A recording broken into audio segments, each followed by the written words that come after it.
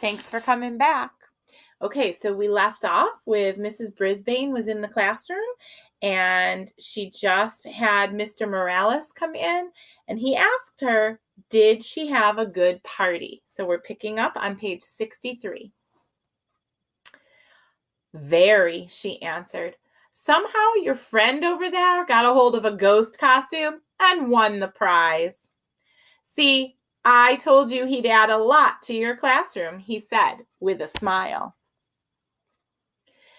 He has livened things up, said Mrs. Brisbane. Joy, joy, joy. I believed she was starting to like me. Just so he doesn't liven things up too much, she added. Poof! My hopes of winning over Mrs. Brisbane's heart crashed to the ground. Mr. Morales said his kids kept asking about me, and then he quickly left. Mrs. Brisbane headed out the door after him. There I was, all alone, in room 26, with a bunch of half-torn bats and tattered skeletons hanging around me. As I waited for Aldo to arrive, I sat in the darkening room and pondered my job as a classroom pet. Had I really accomplished anything? Mr. Morales' children seemed to settle down when I was there. Saye's mother began to learn English, and Saye would probably never have sung in front of the class without my encouragement. Still, Mrs. Brisbane was not won over. Neither was Garth Tugwell, although it seemed as if he liked me well enough in the beginning. Now, he always muttered things at me as he passed by my cage. I noticed that he was the only one in class who didn't cheer when I won the award for best costume. I was still worrying about Garth when the lights temporarily blinded me as Aldo sailed into the classroom yelling, "Trick or treat!"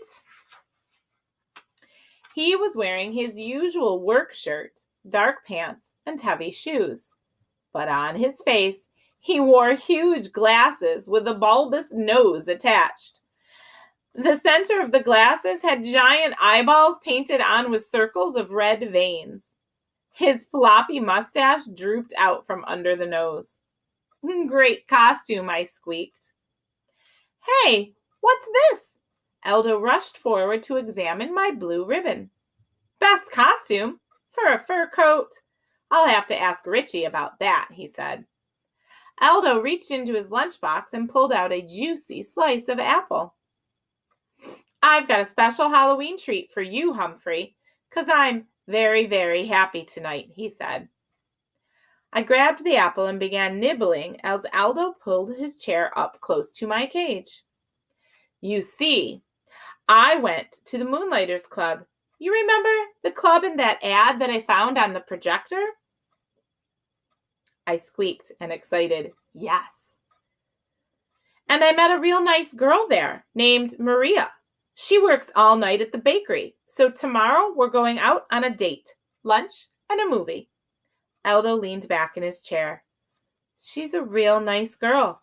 Pretty? Nice? Did I tell you she works in a bakery? Aldo rose and paced back and forth in front of my cage. You know what I can't figure? I can't figure out how that ad got on that projector. Mrs. Brisbane wouldn't show that to the class. And she wouldn't be interested herself. And it was weird how the projector was left on. Mrs. Brisbane always leaves her room in ship-shape condition. He paused to rub his chin, then looked at me out of the corner of his eye. You know, if you weren't locked up in a cage, I'd think you had something to do with it, he said. Then he laughed. Well, whoever it was, I owe them a big thank you. You're welcome, I squeaked. Too bad Aldo didn't understand me this time. Tip 8. Hamsters are most active during the evening. From the Guide to the Care of Feeding of Hamsters, Dr. Harvey H. Hemmer.